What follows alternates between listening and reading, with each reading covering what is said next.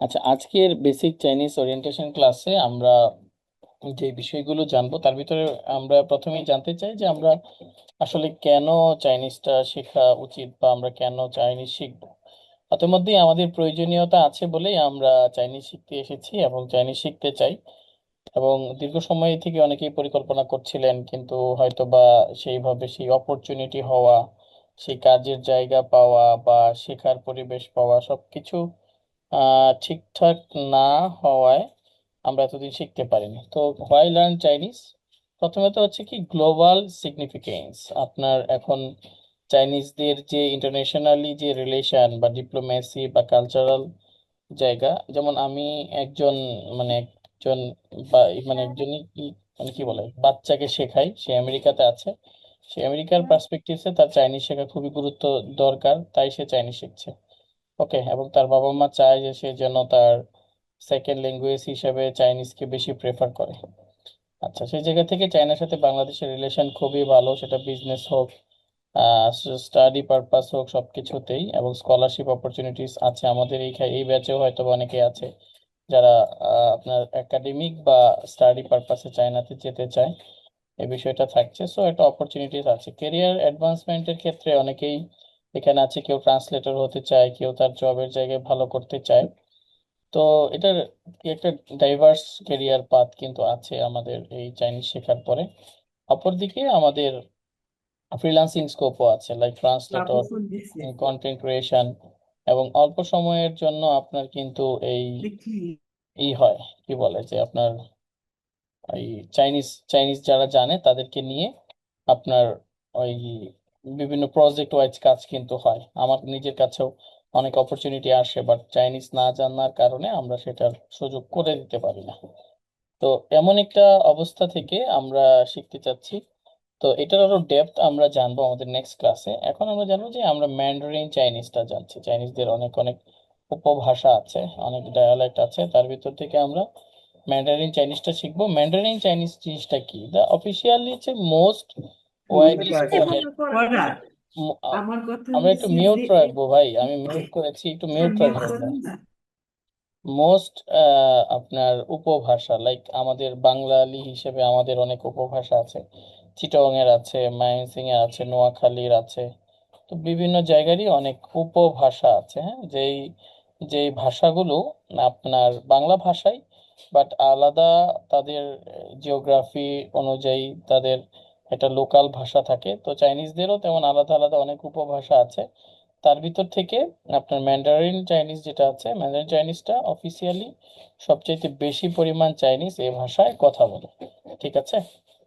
তো এই জায়গা থেকে the standard written form use in mainly Chinese, মেইনল্যান্ডে এই চাইনিজটা খুব বেশি ইউজ হয়। এবং most spoken language globally with over million speaker, like আমার মনে হয় যে 1.5 বিলিয়ন পিপুল এই চাইনিজ ম্যান্ডারিন চাইনিজে কথা বলে। Mandarin Chinese is the gateway to one of the world world oldest and richest cultures. ধরেন প্রায় 5,000 বছরের বেশি সময়ের ইতিহাস এবং কালচার কিন্তু এই চাইনিজদের আছে। তো এমন একটা ভাষার দিকে আমরা যাচ্ছি এবং এই ভাষাটা আমরা শিখবো। তো এখন চাইনিজ ইজ রিয়েলি ডিফিকাল্ট। আমাদের কাছে মনে হয় যে চাইনিজ যদি শিখতে চাই আমাদেরকে কেমন সময় দরকার, কেমন সময় লাগবে। আমি তো গ্রামার পারি না, আমি তো চাইনিজ বুঝি না, আমি তো চাইনিজ ক্যারেক্টার জানি না, কোথা থেকে শুরু করব। এই জিনিসগুলো যখন আমাদের মাথায় আসে তখন আমাদের ভয় শুরু হয়। কি ধরনের ভয়? যে না, শেখা সম্ভব না, আমি তো অনেক দিন থেকে আছি। যেমন অ্যাডমিশনে যখন আমরা যাই তখন একটা কমন একটা প্রশ্ন পাই, কমন একটা কথা আসে এরকম, যে চাইনিজ শিখতে আসলে কতদিন প্রয়োজন। তো আমি সেই ক্ষেত্রে বলবো যে ভাষা হচ্ছে এমন একটা জার্নি যেটা আপনি 1-2 দিনে শিখে ফেলতে পারবেন না। এটা শেখার জন্য আপনাকে একটা প্রসেসের ভিতর দিয়ে যেতে হবে, একটা প্রক্রিয়ার ভিতর দিয়ে যেতে হবে। যেমন আমরা ইংরেজি পড়ছি দীর্ঘ সময়, বাট এখন চাইলেই কিন্তু ফ্লুয়েন্ট ইংরেজিতে কথা বলতে পারি না, তাই না? ঠিক তেমনই ভাবে চাইনিজটা আমরা নিয়মিতই শিখবো, এটার কোনো টাইম লিমিটেশন নাই। তবে 3 মাসের যে কোর্সটাতে আমরা এসেছি সেটাতে যদি আমরা ভালোভাবে প্র্যাকটিস করি, আমরা নিয়মিত সময় দেই, মনোযোগ দিই, তাহলে আমরা একটা কমিউনিকেশন স্টেজে যেতে পারবো। আমরা যে লক্ষ্য বা আমরা যে এত এত প্রশ্নের ভিতর থেকে আমি চেষ্টা করব যে পৃথিবীর সবচেয়ে কঠিন ভাষাকে, সেটার টেনশন কমিয়ে তার গ্রামারকে আরো সিম্পল করে ক্যারেক্টারগুলোকে আরেকটু সুন্দর করে বুঝিয়ে এবং স্টেপ বাই স্টেপ একটা চমৎকার ক্লাসের দিকে আপনাদেরকে নিয়ে যেতে। এখন আমাদের এই কোর্সটাতে আমরা আসলে কি শিখবো? By the end of this course you able to basic conversation, like হচ্ছে যে আপনি কি বলে যে সিম্পলি ডায়লগগুলো যেগুলো আছে সেগুলো আপনি কনফিডেন্টলি বলতে পারবেন যে আপনি কেমন আছেন, কি করছেন, কোথায় যাচ্ছেন, কি খাচ্ছেন, এটার দাম কত, এটা কি, এটা কিভাবে কিনা লাগবে, আমি ওই জায়গায় যেতে চাই, এই গাড়িটার কি অবস্থা, এটা কি কালার, এটা কিরকম, রেস্টুরেন্টে আমাকে মেনু দেন, হ্যাঁ আমি এটা কিনতে চাই, খাবারটা ভালো ছিল। যে একজন মানুষের দৈনন্দিন লাইফে মানে চলাফেরা করার জন্য বা বেসিক যে মানে কি বলে যে বেসিক যে কনভারসেশন গুলো আমরা এই কোর্সটা কমপ্লিটের পর আমরা সেই জিনিসগুলো আমরা বলতে পারবো। Number one. নাম্বার টু হচ্ছে যে আমরা সেলফ ইন্ট্রোডাকশনটা দিতে পারবো, মানে আমরা আমাদের নিজেদের ব্যাপারে আমরা আমাদের পরিচয় দিতে পারবো। হ্যাঁ, নিজেরা আমাদের নিজেদের ব্যাপারে জানাতে পারবো, নিজেরা নিজেদের ব্যাপারে আমরা পরিচয় দিতে পারবো।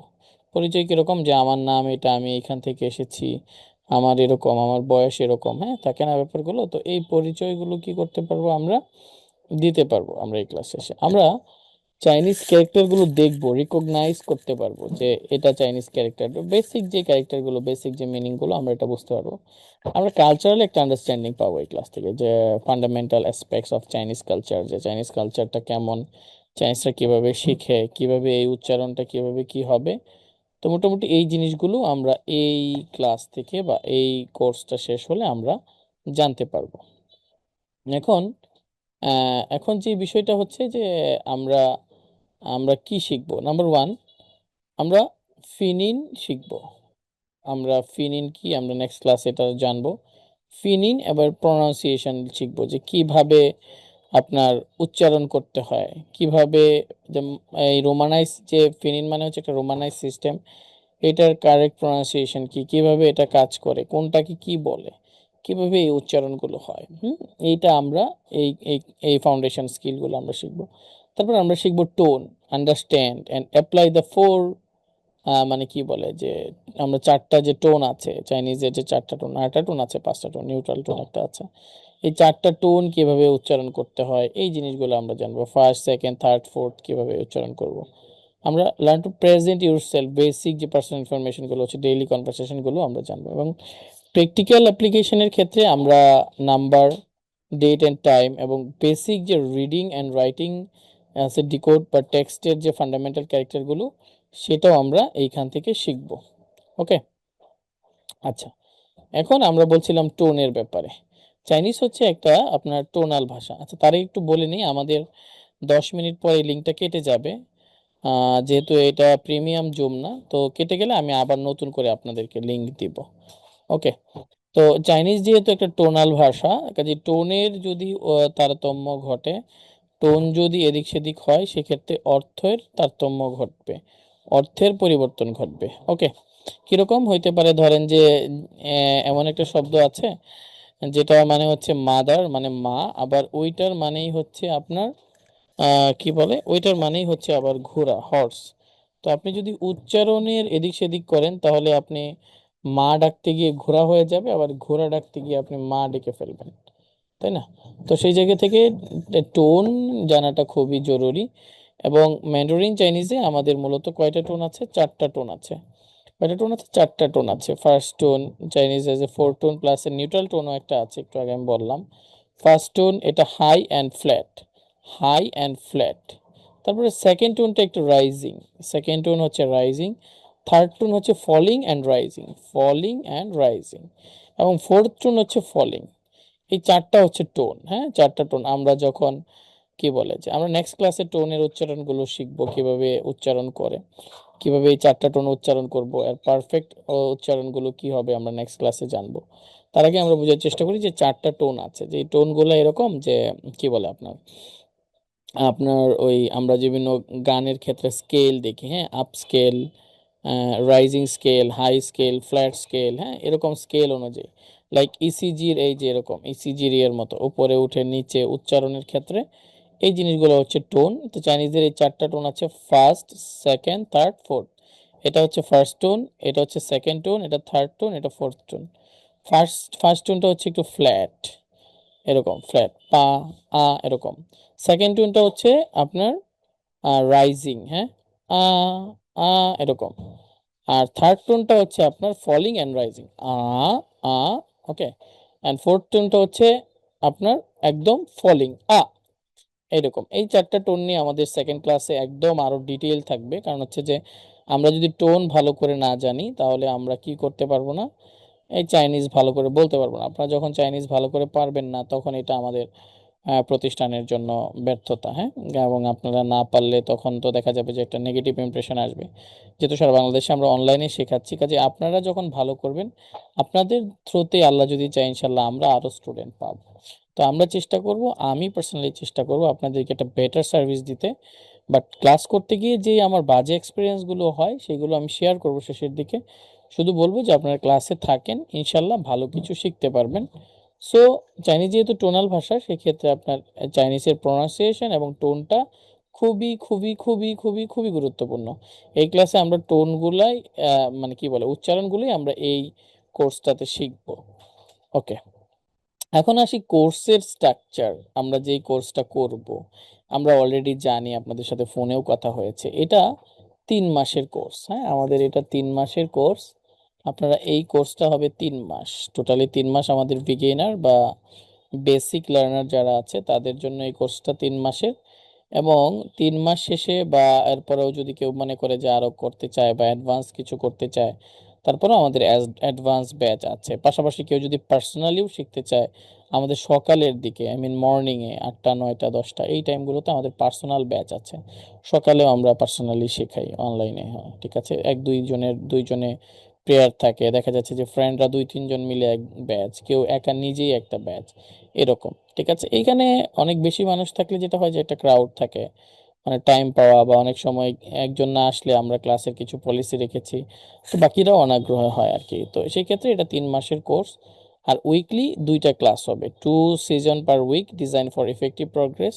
2 দিন করে ক্লাস রেখেছি এই জন্যই যেন আপনারা প্র্যাকটিস করতে পারেন, আপনারা হোমওয়ার্ক জমা দিতে পারেন। এখন দেখা যাচ্ছে আমরা সারাদিনই আপনাদেরকে পড়ালাম, বাট আপনারা কিছু প্র্যাকটিস করলেন না বা আপনারা পারলেন না, তখন সেটা আমাদের জন্যই খারাপ। সো আমাদের এই ব্যাচটা 11তম ব্যাচ যেটা আছে, এটার ক্লাস হবে মঙ্গলবার আর শনিবার, শনিবার এবং মঙ্গলবার রাত 9টায়। রমজানে আমরা এটাকে 9:30টায় করছি। আচ্ছা, এখন আসতেছে প্র্যাকটিস সেশন। আমরা dedicated time for interactive speaking and listening এর জন্য আমরা কিছু আমরা নিজেরাই গ্রুপ রেখেছি। ওই গ্রুপে আমরা সবাই প্র্যাকটিস করব, কোনো প্রবলেম হলে আমিও থাকবো ওই গ্রুপে। আমি সেই উচ্চারণগুলো, আপনাদের সেই ভয়েসগুলো শুনবো, শুনে শুনে সবার গুলোকেই আমি রিপ্লাই দিব। ঠিক আছে, সে সবাইগুলোকেই আমি কি করব, সেগুলোকে আমি রিপ্লাই দিব। আচ্ছা, তো আরেকটা বিষয় সেটা হচ্ছে হোমওয়ার্ক অ্যান্ড রিভিশন। আমাদের হোমওয়ার্ক থাকবে, আমরা চেষ্টা করব হোমওয়ার্ক গুলোকে জমা দিতে। যদি হোমওয়ার্ক আমরা ঠিক মতো জমা না দেই তাহলে আমরা আমাদের মানে কি বলে যে আমাদের প্রোগ্রেসটা বুঝতে পারবো না, যে আমরা অ্যাকচুয়ালি আসলে কি শিখছি, কতটুকু শিখছি, আমাদের যে লেভারেজটা আমরা কতটুকু শিখতে পারলাম, বা আর কি কি শেখা বাকি আছে, আমি কি আদৌ যে টাকা দিয়ে ভর্তি হয়েছি এই টাকাটা কি ভ্যালিড হচ্ছে কিনা, বা টাকাটাকে তো আমার হালাল করতে হবে। আমি যদি 3,000 টাকা দিয়ে ভর্তি হয়েছি, আমাকে এমন ভাবে করতে হবে যেন আমার এই 3,000 টাকার চাইতে আমি 6,000 টাকার প্রতিষ্ঠান থেকে ভ্যালু নিতে পারি। তো সেইটা তখনই ফুলফিল হবে যখন আমরা হোমওয়ার্ক গুলো দিব। আর আমাদের কিছু অ্যাসাইনমেন্ট আছে, সেগুলো আমরা দিব, আমরা পিডিএফও দিব আপনাদেরকে। এবং আপনাদের মিড টার্ম এক্সাম সহ আরো অনেক কিছুই থাকবে আমাদের এই কোর্সে। আচ্ছা, এখন আসি ক্লাস আর ব্যাচের পলিসির ক্ষেত্রে। এটা খুবই খুবই গুরুত্বপূর্ণ। ক্লাসের কিছু পলিসি আছে, এই পলিসিগুলো আমাদের সবারই মনে রাখতে হবে। এটা আমি আজকেই বলবো, বারবার তো বলার সুযোগ নাই, যেন আমাদের এই পলিসিগুলো মনে থাকে। আমি দিয়ে দিব ক্লাসের পলিসিগুলো, তারপরে বলছি। প্রথমত হচ্ছে class will be conduct as per the schedule timing. আমরা আমাদের টাইম অনুযায়ী ক্লাস নিব। যদি কোনো কারণে ক্লাসের টাইম চেঞ্জ হয়, কোনো প্রবলেম হয়, তাহলে সেই জিনিসগুলো আমরা আধা ঘন্টা আগে 1 ঘন্টা আগেই জানিয়ে দিব। আপনাদের পোলের উপরে বেস করে করব, যেহেতু আমাদের প্রত্যেকটা ক্লাস লাইভ, কাজেই ঝামেলা হইতেই পারে, তাই না।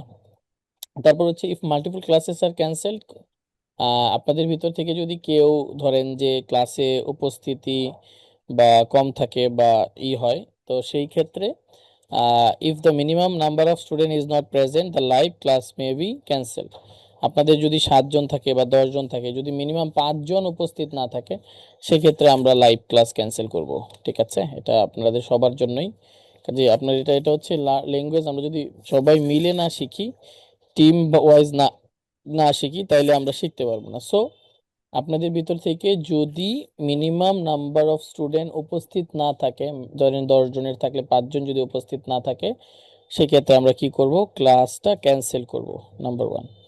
নাম্বার 2 হচ্ছে, যদি এইভাবে আপনাদের মানে দেখা যাচ্ছে যে 2 3 4 সপ্তাহ প্রচুর ক্লাস ক্যান্সেল হচ্ছে, 1 2 জনের বেশি করে আপনারা আসেন না ক্লাসে, সেই ক্ষেত্রে আমরা এই ব্যাচটাকেই ক্লোজ করে দিব। আমরা আপনাদেরকে রেকর্ডিং ক্লাসগুলো দিয়ে আপনাদের ব্যাচগুলোকে আমরা ক্লোজ করে দিব। আর যদি আপনাদের প্রতিদিনের মিনিমাম নাম্বার অফ স্টুডেন্ট উপস্থিত না থাকে, সেই ক্ষেত্রে আমরা রেকর্ডিং ক্লাস দিয়ে ওই দিনের ক্লাস কমপ্লিট করব। যদি মিনিমাম নাম্বার অফ স্টুডেন্টের বেশি উপস্থিত হয়, সেই ক্ষেত্রে শুধুমাত্র লাইভ ক্লাস হবে। আর যদি এইভাবে যদি প্রচুর পরিমাণ মাল্টিপল ক্লাস ক্যান্সেল হয়, সেই ক্ষেত্রে আপনাদের ব্যাচটাকে আমরা সাসপেন্ড করব। আর সেক্ষেত্রে student who miss A class for a personal reason will not be granted A makeup session. তো আপনাদের ভিতর থেকে যদি কেউ ধরেন কেউ অসুস্থ বা পারিবারিক সমস্যার জন্য আমাদের এখানে ভর্তি হয়েছিলেন, 1 2টা ক্লাস করার পর পরে আর ক্লাস করতে পারেন না বা করতে পারেন না, হঠাৎ করে আপনি একদিন নক দিয়ে বলতেছেন, ভাই আমি তো 1 2 3টা ক্লাসের বেশি আর করতে পারি নাই, আমাকে একটা নতুন ব্যাচে ঢুকায় দেন। এটা শুরুর দিকে করা গেছে, বাট এখন করার সুযোগ নাই। কারণ হচ্ছে কারোর মাঝখানে ক্লাস থাকে, কারোর বেশি ক্লাস থাকে। তো এরকম কিছু নাই। যদি কারোর একান্তই কোনো এরকম সমস্যা হয় যে 1 2 ক্লাস করার পর এখন ক্লাস করতে পারছেন না, ঝামেলা, সেটা আগেই জানাবেন। ওই ব্যাচ শেষ হয়ে যাওয়ার পর দেখা যাচ্ছে ওই ব্যাচের আমাদের 8 10টা ক্লাস চলে গেছে, আপনি পরে এভাবে বলতেছেন, সো এই জিনিসটাকেও আমরা গ্র্যান্ট করব না। Once a batch is completed, student wishing to join another batch must complete the new admission process. আপনাদের কেউ যদি এরকম থাকে, সেই ক্ষেত্রে যদি আবার নতুন কোনো ব্যাচে ভর্তি হইতে চায়, সেক্ষেত্রে আবার নতুন করে অ্যাডমিশন নিতে হবে। আচ্ছা, academy's decision will be considered final in all cases. তারপরেও যদি কোনো ধরনের স্পেশাল ইস্যুস হয়, প্রতিষ্ঠান যে সিদ্ধান্ত নিবে সেই সিদ্ধান্তটাকেই আমরা মেনে নিব এবং এই সিদ্ধান্তটাই ফাইনাল হবে। ওকে, এটা আমি স্ক্রিনশট আকারে আমাদের গ্রুপে দিয়ে দিব। এটা পলিসিটা সবার জন্যই জানা জরুরি, কারণ আমি এই পর্যন্ত আমরা 11তম ব্যাচে আছি। তো এটা পরিচালনা করতে গিয়ে এখন পর্যন্ত আমার এই অভিজ্ঞতা, কারণ হচ্ছে যে আমরা একটা খুবই খুবই আগ্রহ নিয়ে সবকিছু বুঝে শুনে আমরা এখানে অ্যাডমিশন নেই। কিন্তু পরবর্তীতে যেটা হয় যে আমরা সেই মনোযোগ মনোযোগটা আমরা কি করতে পারি না, ধরে রাখতে পারি না। তো আমরা চাইবো যেন মনোযোগটা ধরে রাখি। এই জন্য আমাদের এই ব্যাচ থেকে একটু স্ট্রং পলিসি, কারণ নাহলে দেখা যায় যে 1 2 জন থাকে, পরবর্তীতে আমরা সেই ব্যাচগুলোকে কন্টিনিউ করতে পারি না, নতুন ব্যাচও শুরু করতে পারি না। So this is our class and batch policy. Okay. আর ক্লাস রেসপন্সিবিলিটিস অ্যাক্টিভিটিস এর ভিতরে আপনাদেরকে হোমওয়ার্ক সাবমিট করতে হবে, প্র্যাকটিস করতে হবে। আপনাদের যে কোলাবরেট গ্রুপগুলো থাকবে, আপনারা আপনাদের ভিতরে প্র্যাকটিস করবেন। ক্লাসের অ্যাক্টিভিটিস এর ভিতরে ম্যান্ডেটরি হচ্ছে আপনাদের এঙ্গেজমেন্টটা করা, আন্ডারস্ট্যান্ড করা, এঙ্গেজ থাকা, ক্লাসের ভিতরে কি বলে যে কানেক্ট থাকা। এখন দেখা যাচ্ছে যে আপনারা শিখতে আসছেন ভাষা, যদি আপনারা নিজেরা কথা না বলেন, নিজেরা যদি কানেক্ট না হন, তাহলে কখনো এই ভাষা শিখতে পারবেন না। আর ডেইলি প্র্যাকটিস টাইম ডেডিকেটেডলি 20 থেকে 30 মিনিট আপনাদের রাখতে হবে। আমরা যেগুলো দিব সেগুলো দিয়ে প্র্যাকটিস করবেন। আর আর কোশ্চেন করতে হবে প্রচুর, প্রচুর মজা করতে হবে, একজন আরেকজনের সাথে পরিচিত হইতে হবে। কারণ আমরা যেহেতু একে অপরের সাথে চাইনিজ শিখছি, তো সেই জায়গা থেকে আমরা সবাই এইখানে অনেক অনেক অপরচুনিটি আছে চাইনিজ রিলেটেড। দেখা যাবে আমার এই ব্যাচ থেকেই আপনাদের সাথে কারোর সাথে ব্যবসায়িক সম্পর্ক হবে, এই হবে সেই হবে, কারণ ম্যাক্সিমাম এখানে চাইনিজ রিলেটেড। হ্যাঁ, আর আমরা অ্যাকাউন্টেবিলিটি ধরে রাখবো, আপনারাও লার্নিং এর সেই অ্যাকাউন্টেবিলিটিটা নিজেদের ভিতরে ধরে রাখবেন। আচ্ছা, আমাদের টিচিং মেথডটা কেমন হবে? এটা খুবই প্যাডাগজি একটা মেথড। আমরা এফেক্টিভ ওয়েতে লার্ন করব, স্পিকিং প্র্যাকটিস করব এবং রিয়েল লাইফ এক্সাম্পল দেব এবং আপনাদের কাছ থেকে ফিডব্যাক নিব। আচ্ছা, এইখানে আপনাদের ভিতর থেকে কিছু মানুষ বলেন এইচএসকে এর ব্যাপারটা কি। এইচএসকে এখানে অনেকেই হয়তো বা ভর্তির সময় জিজ্ঞেস করেছেন, অনেকেই জানেন না। এইচএসকে হচ্ছে আপনার, এটাকে বলে হ্যান ইউ শুপিং খাওসি। হ্যান ইউ মানে হচ্ছে আপনার চাইনিজ। হ্যাঁ, হ্যান ইউ শুপিং খাওসি ঠিক আছে, ইজ এ চাইনিজ স্ট্যান্ডার্ড, কি বলে যে ল্যাঙ্গুয়েজ স্ট্যান্ডার্ডাইজড টেস্ট, হ্যাঁ, যেটার মাধ্যমে আপনার ল্যাঙ্গুয়েজ প্রফিসিয়েন্সি, আপনি একজন নেটিভ নন নেটিভ স্পিকার হিসাবে কেমন।